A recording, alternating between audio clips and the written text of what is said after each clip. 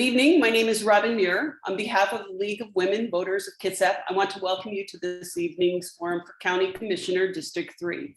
This webinar will be recorded by both the League of Women Voters Kitsap and BCAT and will be accessible through our website at lwv-kitsap.org. BCAT will air their recordings on 3 consecutive Fridays, October 21st, 28th, and November 4th at 7 p.m. The League of Women Voters is a nonpartisan organization that neither supports nor opposes political parties or candidates. The League does take positions on matters of public policy and advocates for those positions after careful study. Formed in the 1920s as an outgrowth of the women's suffrage movement, the League's purpose was and is to this day to educate and inform citizens so that they may more fully participate in our democracy. As a membership organization, we depend on our members to organize and run events such as this. We invite and encourage everyone to become members and help us work on the League's basic tenet, that our form of government depends upon the informed and active participation of its citizens. We would like to acknowledge that our homes and gathering places in present-day Kitsap County are within the ancestral territories of the Suquamish and S'Klallam peoples who have lived in harmony with the lands and waterways along Washington's Central Salish Sea for thousands of years. Here, the Suquamish and the S'Klallam live and protect the water and lands of their ancestors for future generations, as promised by the Point Elliott Treaty of 1855 and by the Point No Point Treaty of 1855. Joining us this evening are our candidates for County Commissioner. This is District 3. We have Katie Walters and Josh Hinman. Our rules for the forum are as follows. All candidates are given 1.5 minutes to make an opening statement. Following the opening remarks, I will ask questions that have been submitted in advance by the public. Each candidate will have 1 minute to respond to each question. At the end of the forum, each candidate will have 1.5 minutes to make a closing statement. Please keep your eye on the digital timer. If time expires before you finish speaking, please finish your sentence and yield the floor. Each of you has our thanks for stepping up and running for elected office. Please be respectful of each other, refrain from personal attacks, and address your remarks to me as the moderator or the audience. We're going to get started. We're going to start in the order that you appear in the voter's guide. So Katie, you are the first one listed in the guide, so you have the first opening remarks. All right, great. Thank you, Robin. Thank you so much to the League of Women Voters for putting on this evening's forum and to everyone that's watching at home. My mom was a city commissioner when I was growing up, and I attended League of Women Voter meetings with her when I was in high school and college. So I feel like these are really important conversations. And I am running for county commissioner because I know I can make a difference. I care deeply about Kitsap and our future. Our family has been in Kitsap for 5 generations with deep ties to the shipyard, and I have lived here for over 30 years. And I really feel like this is the best place to raise a family, and I want others to have that same opportunity. I've worked in nonprofits and education for over 30 years. I am currently the executive director of Leadership Kitsap, which is our community's nonpartisan civic leadership program. And through that program, I've had the unique opportunity to work with our community's private, public, and nonprofit leaders to create positive change in Kitsap. I also taught many years at Olympic College. Education is going to be key in addressing Kitsap's workforce crisis now and in the future. I have extensive community and board service, including serving as president of the Kitsap Regional Library Board of Trustees, and am currently an active member of the Bremerton Rotary. The main duty of a commissioner is to promote the health, safety, and welfare of our citizens. So I really look forward to using my experience and connections to bring people together to create solutions to solve many of our community's challenges and to really ensure that the decision-making process is transparent and inclusive. Thank you for this opportunity, and I look forward to sharing more this evening. Thank you. Josh. Good evening. Thanks again to the League of Women Voters for hosting and for everybody tuning in and who will watch it online later. It is great to be with you this evening. I'd never planned on getting into politics. I'm a business leader who turned nonprofit leader and got involved in my community because I look at the community today and I think that we have some incredible challenges in the community that are going to take action-based solutions to resolve. In addition, I think we have tremendous opportunity to build the future that our kids and our grandkids will want to live here to be a part of. It's important to me that we create a future where every single person who lives in Kitsap can thrive. Every person who's involved in the community feels that they can achieve their full potential in our schools, in our neighborhoods, and in our workplaces. I think Kitsap is a phenomenal place to raise a family. It's why my wife and I have chosen to settle here. It's why we got involved here. I moved out here to run a foster care agency, to be the executive director. During that time, I worked a lot with people who had mental health crisis, people who were struggling with addiction, who needed housing. Some of the biggest issues that we have in our community today are issues that I've dealt with throughout my leadership experience. I think right now that we need somebody who can provide strong leadership, for vision for our community, somebody who can strategize for the future. We are so good at being a community that's reactive to problems, but we need to switch our reactivity to be proactive with solutions that are good for every single person in Kitsap County. And so I want to be a part of that team. I have experience doing that work, and I look forward to being your commissioner. Thank you. Thank you. All right, so we're going to start questions, and I'm going to alternate who goes first on each question. These first couple have been driven by recent news and were submitted just today, actually. Josh, you're going to go first on this particular question, and then Katie, you'll follow. Lack of emergency room, basic health care, and mental health services increases safety issues in our community. With the increasing challenges to the current private healthcare system in Kitsap County, what can a commissioner do to ensure the healthcare needs in our community are met? Well, the commissioner can do a couple different things. The first is to provide leadership alongside our current hospital structure that we have today. I met with Chad Melton yesterday. We had a great conversation about what they're working on at the hospital today. In 2 years, they're planning on building a 74-bed patient care unit. Next year, they plan on actually opening a unit off Kitsap Way, which is great news. I think some people have been told it wasn't sure that they were going to open it, but they're going to open an emergency clinic. But they do have an inability right now to receive emergency care. We have unsafe staffing levels. Staff morale is low. So there are options. The options of a commissioner are to either A, join alongside Chad Melton, reinforce a connection with getting more nurses to move here, and be a part of the team. The second option is to look at a public hospital district. Public hospital district isn't required to be a hospital. It can be all healthcare services, nursing homes, extended homes, mental health clinics, etc. So I think those are the two options that a commissioner has to explore. One is leadership and advocating and working alongside our current structure. And the other is to explore, which the commissioners just voted to do as a part of Kitsap Public Health, to explore the community needs and decide where to go. Katie. Can you please repeat the question? I'd be happy to.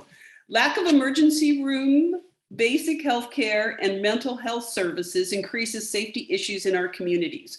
With the increasing challenges to the current private healthcare system in Kitsap County, what can a commissioner do to ensure the healthcare needs in our community are met? Yeah, I know we are living in some really frustrating times right now. And one of the things that a commissioner can do really is to explore those private-public partnerships, as well as support the existing systems.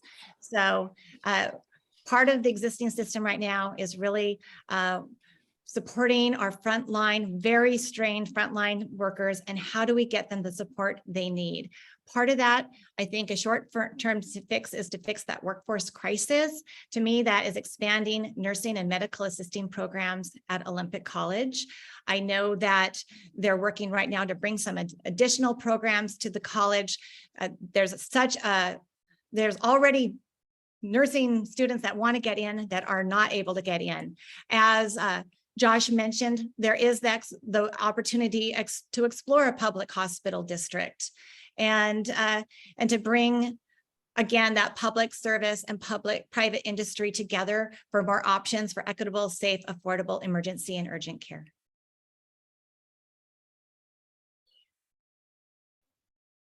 Robin, you're muted. Thank you for letting me know that. I think it's the mantra of the Zoom age, right? Would you be in favor of establishing a public hospital district in Kitsap County, or would you support another hospital that is not religiously affiliated?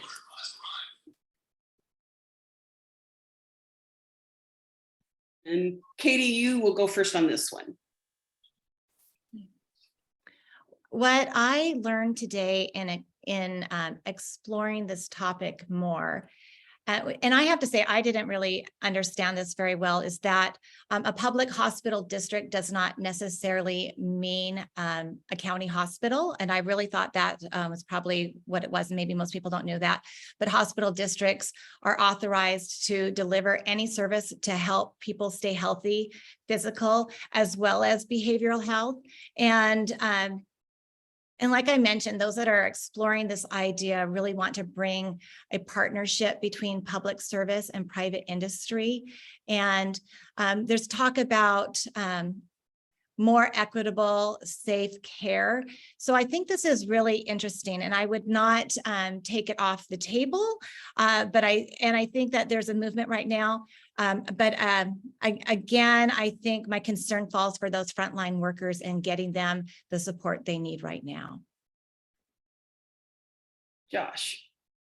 Well, I love the step that we took today as a community. The Kitsap Public Health District in their meeting today voted to do a community health needs assessment. It's a great way to be collaborative with our community and creatively explore the options to fill the gaps that exist in our community today. It's no secret in our community that there's a mental health crisis. Some would call it an epidemic. There's no secret that the emergency room is having trouble managing the level of care that's needed. We have people driving in from Jefferson and Mason counties to get care in Kitsap County. But there are challenges in starting a public hospital district. There's certain funding that St. Michael gets because it's the sole hospital and sole provider in the community. So I think the right step was taken today. Get St. Michael leadership at the table, create an opportunity for a community needs assessment to be done, get the stakeholders in the community to wrap around and actually declare, what do we need? How can we do it well? What are the unintended consequences? What does it look like for us to make this decision, and let that process drive whether or not we start a public hospital district? Thank you. All right, we're going to pivot now to a different topic. We're going to go to transportation. And Josh, you're going to be the first to answer this question. How do you feel about the transportation options currently available in Kitsap County? What would you do to make sure that all residents are able to get where they need to go reliably, affordably, and on time? Great question. I think our transportation needs in Kitsap County are great. It comes with a growing population, combined with an incredible environment that we don't want to ruin by just putting roads everywhere. Most people I talk to in the community aren't asking for big 4 or 6 lane highways, but they do want to be able to traverse and get where they need to go. So I think continuing the creativity of things like the Shipyard, where you have the worker driver buses, the addition of Kitsap Transit, and figuring out how do we restore Sunday service, how do we increase foot ferries between communities, how do we increase the fast ferries availability to Seattle. Those things are great options. I think continuing to encourage people using non-motorized means of transportation. But the reality is, in Kitsap, we have a limited geography. The geography is very different. It has lots of hills and lots of water. And so we need to be more creative with transportation solutions that are outside of just the standard vehicle traffic. So public transportation, as well as the foot ferries, would be a great solution to that. Katie. Okay, I'm going to need you to repeat one more time. That's all right. How would you rate the success of Kitsap how do you feel about the transportation options currently available in Kitsap County? What would you do to make sure that all residents are able to get to where they need to go reliably, affordably, and on time? All right, thank you. You bet.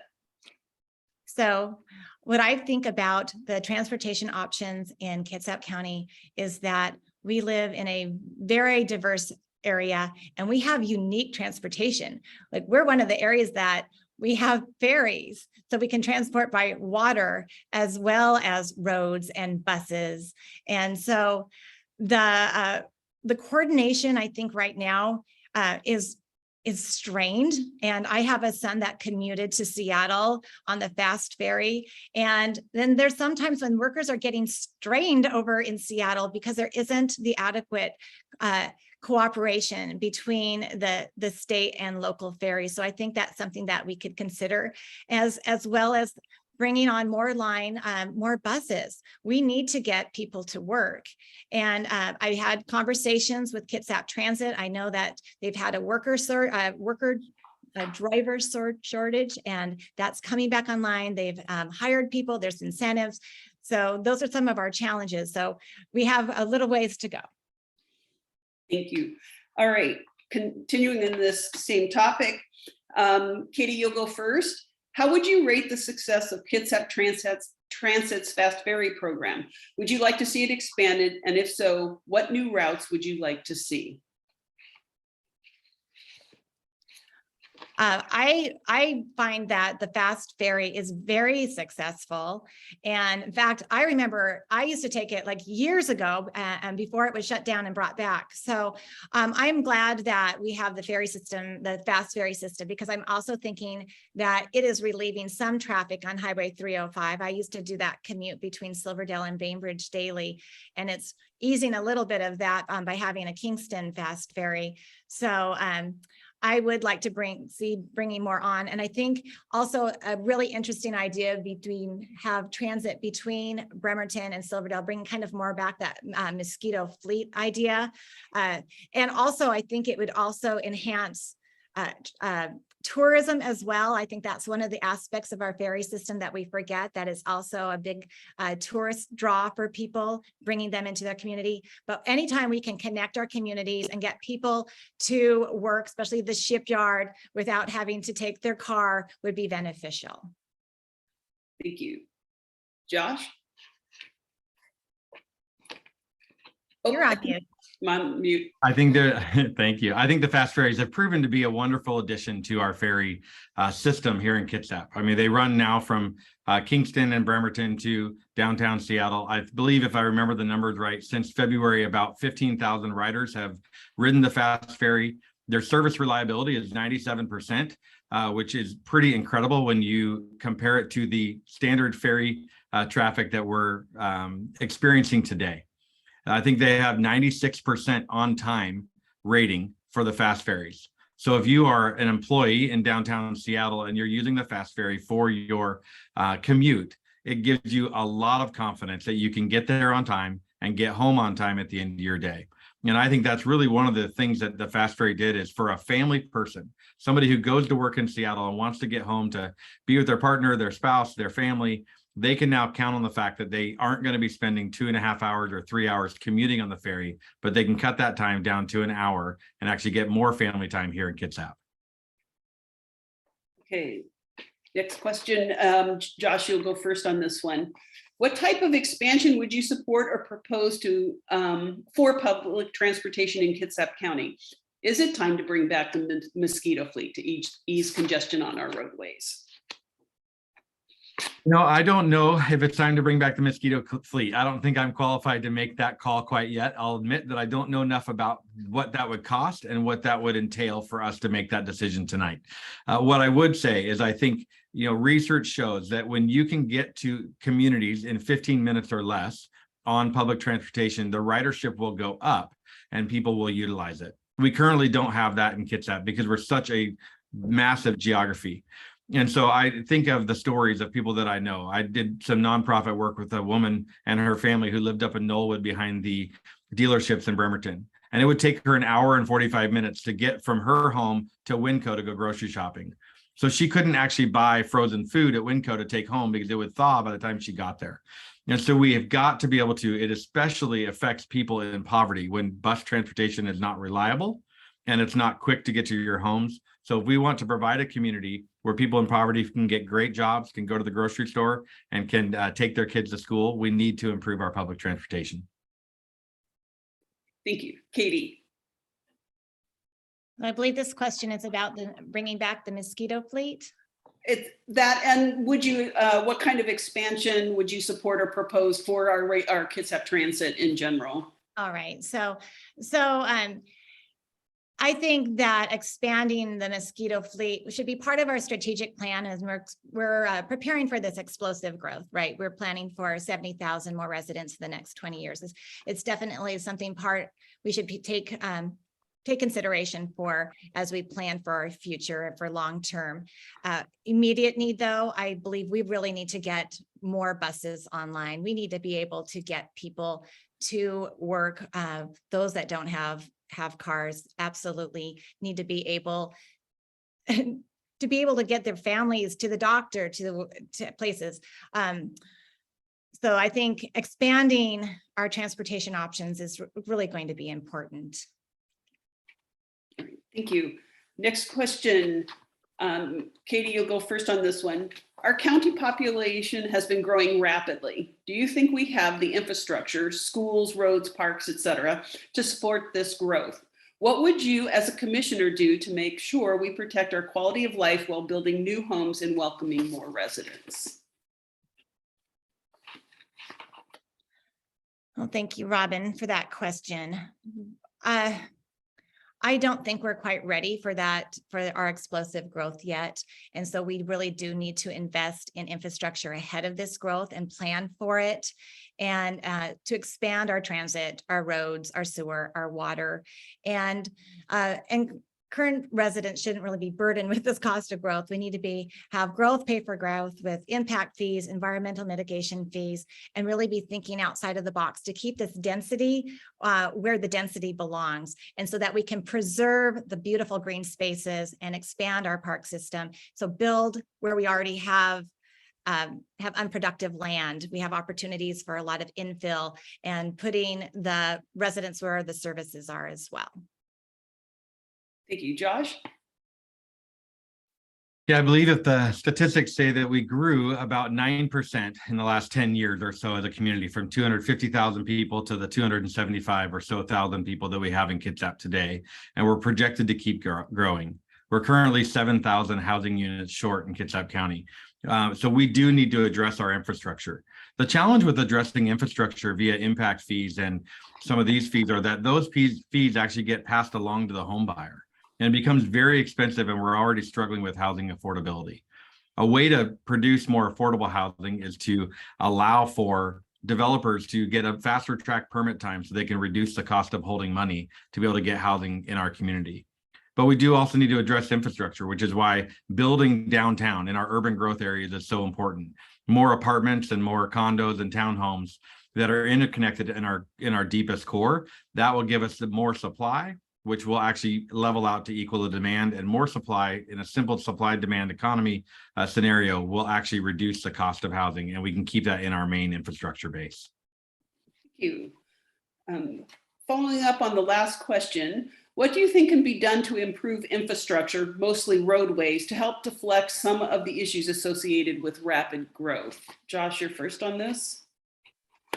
Well, I think it sounds very similar to the last question. I think for us to be able to improve our infrastructure, I mean, some of it is just simply Public Works, if you look at their budget currently today, their budget is very constrained. Over the last 5 years or so, as I've been helping serve on the budget committee year after year, they have been eating through their operational budget, and it's getting now to the point where they're not going to be able to afford to do all the work that we need to continue to improve our infrastructure. So some of what we need to do is actually to look and evaluate how can we refund and properly fund the Public Works Department in Kitsap County. If we can fund the Public Works Department effectively, then they can also begin to manage the infrastructure.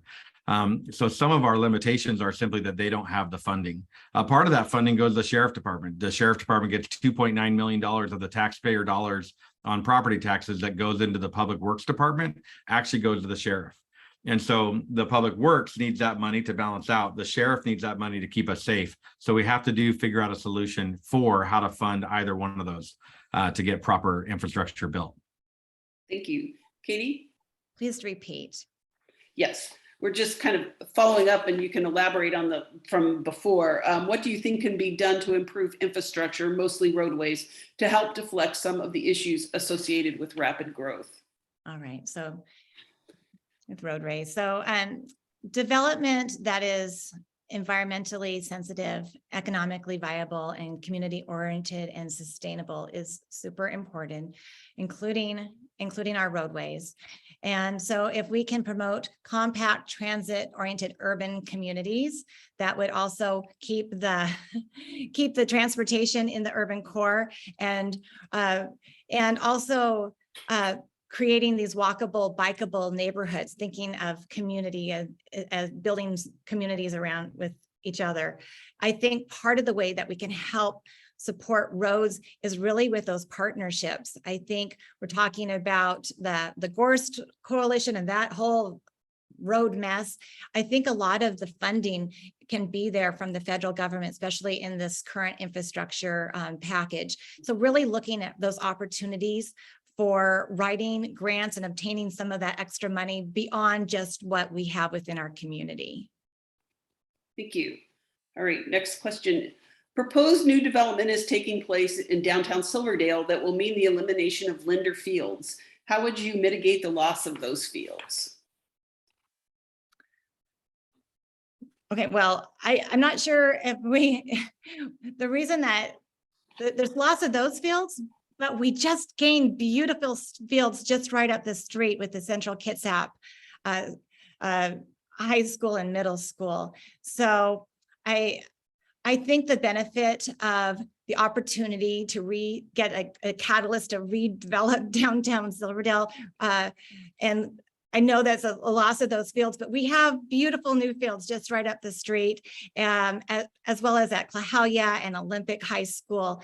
So I think the benefit of the opportunity to restore Strawberry Creek and bring in some mixed use buildings and really start revitalizing Old Town Silverdale is one of the things that's going to be really important. And I think it was going to be a huge community benefit to us. And we have fields. We also have fields at the fairgrounds. Thank you. Josh. Yeah, I think one of the quickest solutions would be up off of Dickey Road. We have the soccer fields there already, and there's already space where we can expand the fields that are there. Linder Field only has a small amount of space. We have that land already up off of Dickey, and so we can expand that and create more opportunity for people to go there. I am so excited for what they're doing down on Strawberry Creek, and the redevelopment and restoring that, getting the salmon run back into that creek is going to be such a wonderful gift to our community and a great way to care for our environment. The plan, if you've seen it, and what they're hoping to do is this mixed commercial use with a park-like feel, really centering in on the creek being a masterpiece part of their plan to be restored and be able to be viewed, sat by, walked through, and to be able to enjoy that once again. And so I'm excited about that redevelopment. That will also bring some new housing. It will be in the urban core. It will have an opportunity to have shops and things on the bottom side, and then apartments and condos above it. It's going to be a wonderful addition to the community. Thank you. All right, next question. With Kitsap County's rapidly aging population, please share your ideas for supporting older adults in maintaining their independence and well-being as they age in place. Wow, what an important question. And it gets more important too, because we're in this time as a country and where Medicare is actually cutting the rates that they're going to pay. And so in Kitsap County, when so many of our people who live here are 65 years or older, and they rely upon that pay, that's one of the conversations that actually comes back to that earlier topic of the public hospital district. One of the things the public hospital district can actually do is put in place elderly care homes and facilities and memory care facilities. And so that would be taxpayer subsidized. So I think anytime it's taxpayer subsidized, taxpayers should be the people who vote and decide whether that's something we want. But we are in a spot where we have a very aging population. They need help. And so we currently don't have the resources in Kitsap County to adequately care for the number of people we have right now who are aging. And so we do need to either A, incentivize getting more elderly care facilities here, B, talk about a public hospital district that could provide some of those facilities for the people in our community. Terrific. Thank you. Katie? One of the ways that we can really encourage our seniors to age in place, and I think this is such an important topic. I am hearing from seniors. In fact, I was at Bainbridge Senior Center this morning visiting with residents and listening to the concerns. A lot of the concerns have to do around the property tax. Many of them, their property taxes are more than their house payment or more than what their house payment was. They're on restricted budgets. They didn't budget for their houses to be assessed so high. And so now people who have lived in the same house are not able to stay there. They're not able to age in place. One of my ideas would be to really go back and look at some of the senior exemptions, the senior disability exemptions, so that maybe we raise that minimum rate. Right now, it's very low. I don't have the number in front of me. I believe it starts at like 36,000 to 42,000 in income. And it's something that we should look at now to raise that threshold. So more people qualify for that, not discount, but oh no, I'm out of time, but so more people qualify for some of that relief. Thank you. Next question. Would you like to see Silverdale become an incorporated city with its own mayor and city council? What would be some of the pros and cons as you see it? And that goes to Katie first. So you know what? Eventually, I would love Silverdale to become its own city and have its own mayor and be represented that way. I think that it's been part of the comprehensive plan, the current 2036 comprehensive plan, that it become a city, as well as Kingston. However, at this moment in time, I don't, well, if the citizens want it, right, the Silverdale would have to vote. It's really not up to the commissioners. If the citizens want it, I would support it. But knowing that it really, in 2010, I think was the last time it came up, it was shot down greatly, that our rate of growth, it seems inevitable, but last time it was on the ballot, it was soundly rejected. And I think we'd really just on that issue need to check back with the voters. And I would support the citizens if that's what they wanted. But right now it just wouldn't be fiscally responsible. We just, we have a lot of infrastructure to put in first. And so not going to be, not in the near future, but eventually. Josh. I'm for whatever voters decide. So will I support it? If the voters say we're doing it, then yes. Will I support it if they say no? Of course I will. I think these type of decisions need to be voter driven whenever it's concerning that. But here's the question that I think people are really asking behind the scenes, which is, are we getting enough service in Silverdale from the county? Are we able to have an identity for Silverdale, or are we just going to be a big box community? People don't want to just be a big box community. They want to have somebody from law enforcement show up at their house if they call 911 and they need help. And right now they're worried because it's county that they're not going to get the level of services that they need. The truth is this: gardens grow. And so when you tend a garden and you make it beautiful and you pick the weeds and you spend time on it, then it will flourish. And Silverdale is our garden. We need to care for it well. We need to tend it well. We need to ensure that we create a brand identity, which I think we're going to start with Old Town, creating this brand identity, and people will love it so much. I think the question about incorporation will become less and less. Thank you. All right. Currently, the average county family making the median income cannot afford the median price detached single family home in Kitsap County. We often hear about missing middle housing. What is your understanding of the term missing middle housing, and what can the county do to make more housing available to those making an average income? And that goes to Josh first. Yeah, missing middle housing is this, the cost of a house that's in the average lane, right? This house that's between 450,000 or 400,000 and 650,000. In that lane where people who make a average salary of $80,000 is the average median salary in Kitsap can afford to buy a home. And right now there's just no incentive for a builder to build a house that's cheaper than $750,000. It costs them so much in impact fees and permit fees that to build a 2,000 square foot house versus a 2,500 square foot house is almost no difference in cost. And so we need to incentivize builders and developers to build things that are affordable. And on top of that, we need to ensure that they have a incentive. The incentivized method is to an owner occupied unit. So I have proposed a plan to DCD where we would speed up permits for people building 100 houses or more at one time. They agree that the houses are a minimum of 1,800 square feet. They say they sell 20% of them to owner occupied units for 400,000 or less, and we guarantee their permit in 45 days. Thank you. Katie. My understanding of middle housing really is the opportunity for first-time homeowners. And I know when my husband and I were 25, he worked at the shipyard, I was working at Olympic College, and we bought our first home.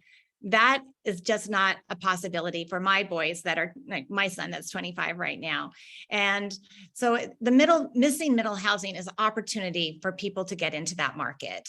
And so that would be duplexes, fourplexes, cottages, the cottage villages. And those things are missing right now. There's a lot, I think there should be more opportunity for us to replace some of the homes that are falling apart, that we could have that piece of property and incentivize putting a duplex or a fourplex in that, or in these new neighborhoods, fill in with some of these duplexes or townhomes and condominiums. That opportunity would be really the opportunity to fill in some of this missing. So more people have the opportunity. Thank you. To say that minute goes really fast. Sometimes, and other times it seems forever. You're thinking. Back to the missing middle. Daniel Perelik wrote a book called Missing Middle Housing, and it's really quite interesting. And I recommend it to if you haven't read it. Moving on. I've read it. In places in the Salish Sea, Kitsap County has become a target for larger developers building ever larger and more subdivisions. There is almost nothing right with this loss of natural systems, which contributes to climate change and compromises the quality of life that residents came to West Sound to enjoy.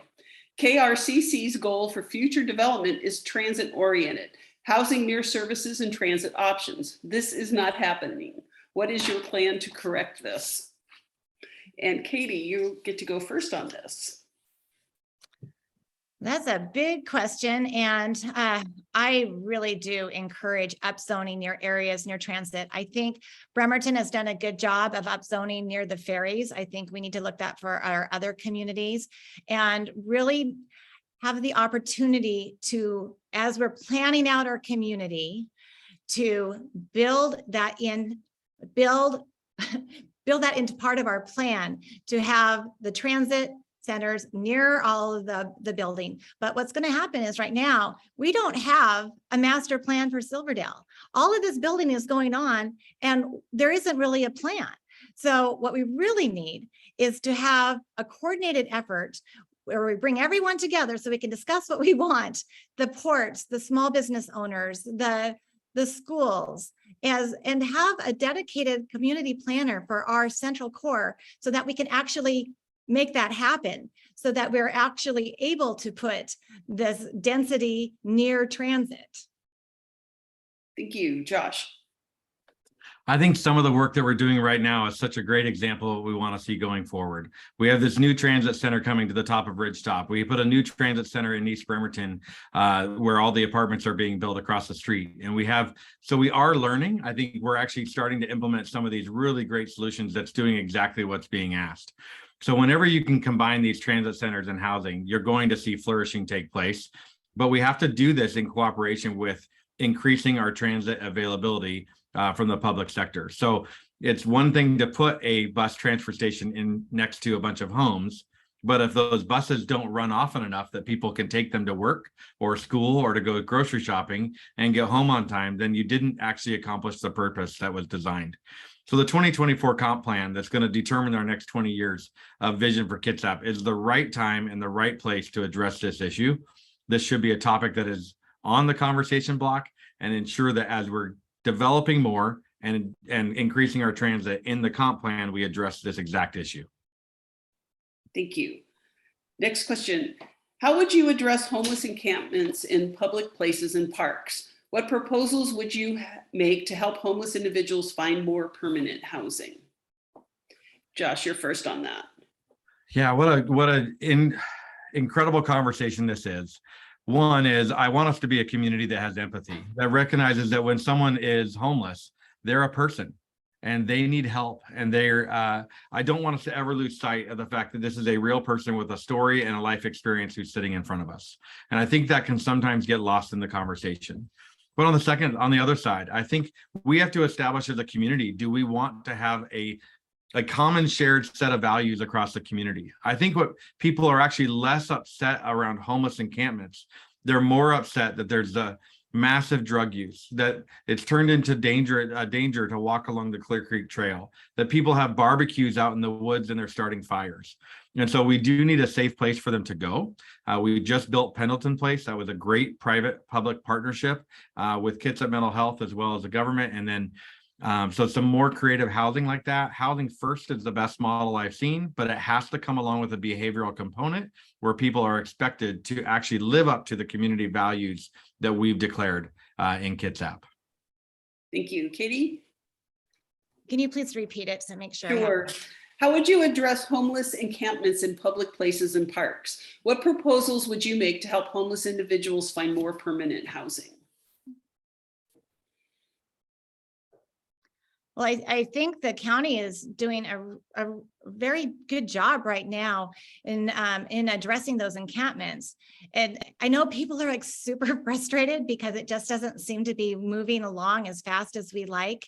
But it is making a difference. The hiring of the heart coordinator, Jared Moran, he's done a really amazing job in really looking at the individual, giving each homeless person has a caseworker in which they're identifying behavioral health, the employment and housing. It's all part of the services that they can look for that individual, and then get them into the services and into housing. It's very slow, but it's working instead of moving the problem down the lane.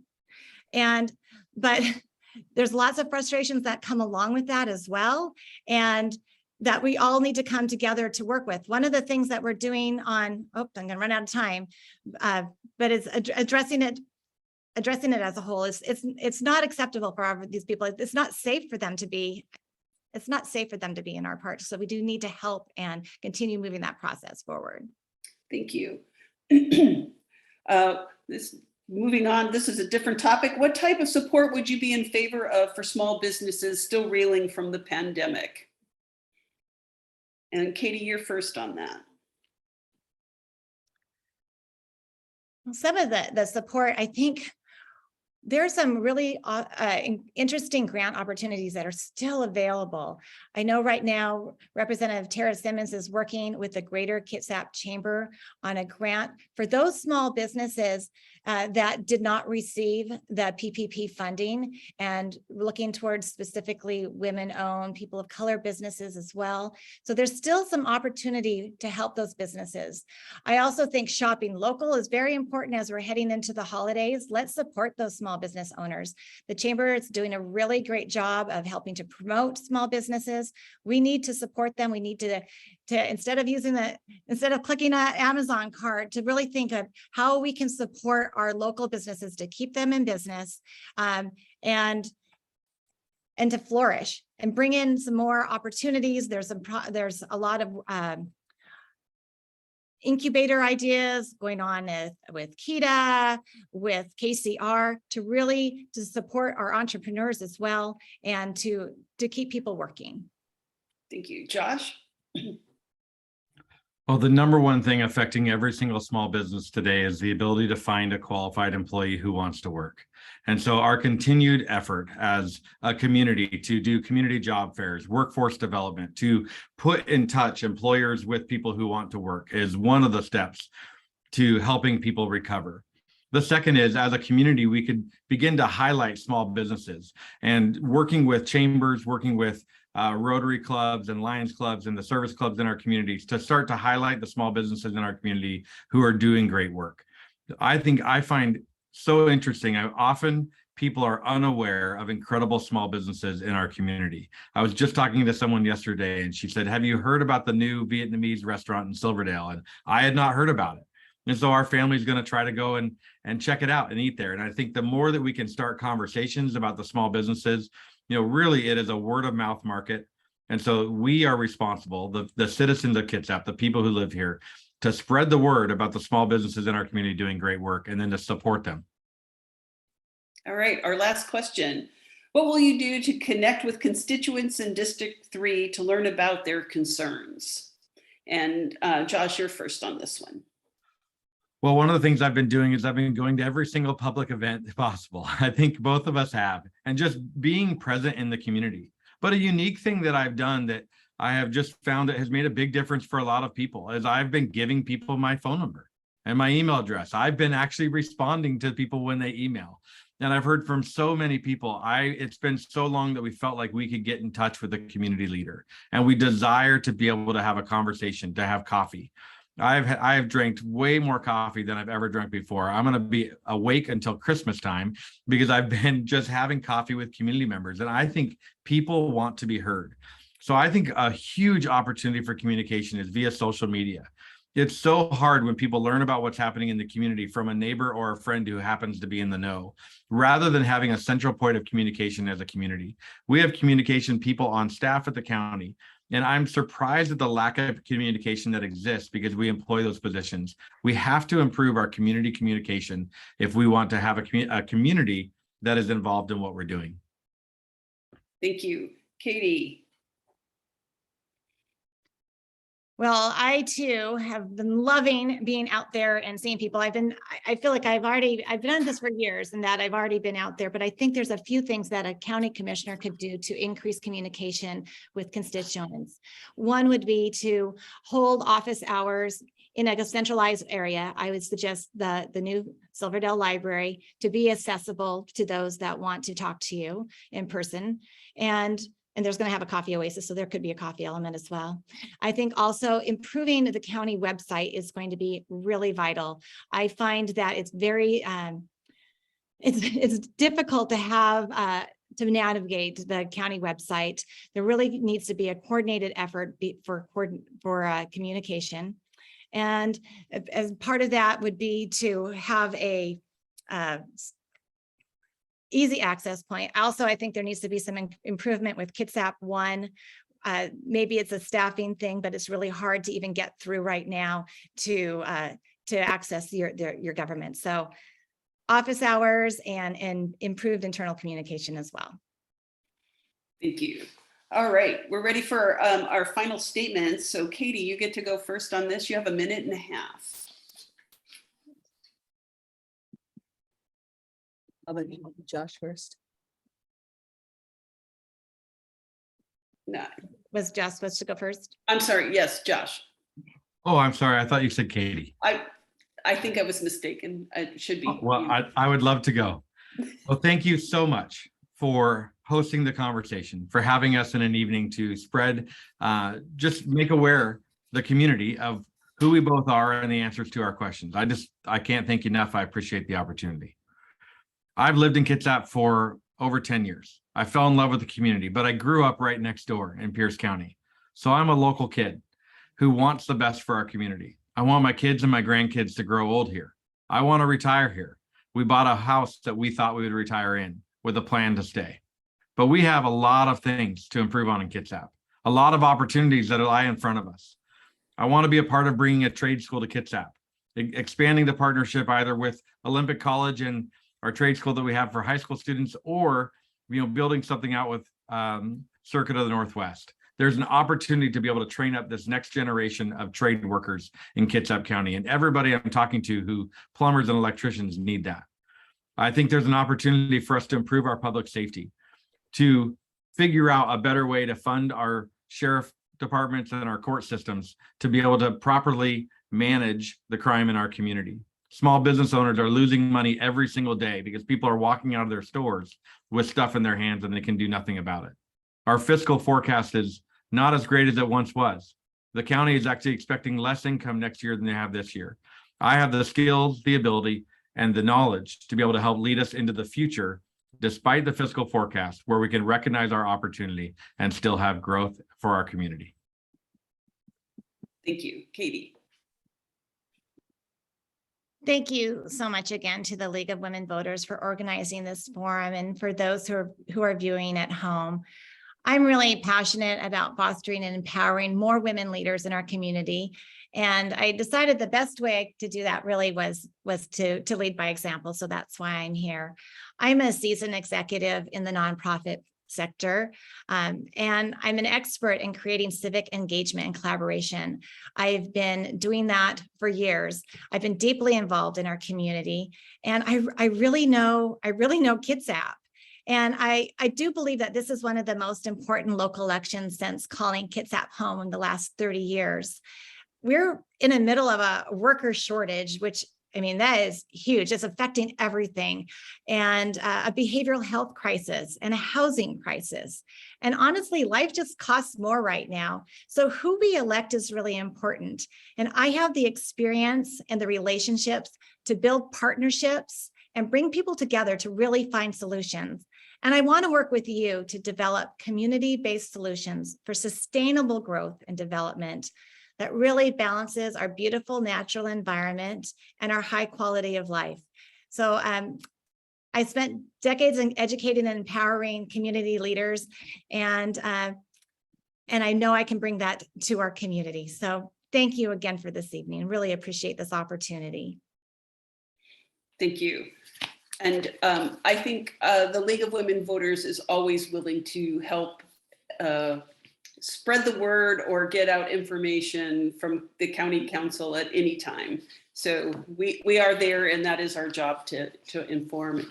Once again, I want to thank you both for attending and taking the time to join us this evening, and for your thoughtful answers to all of the questions.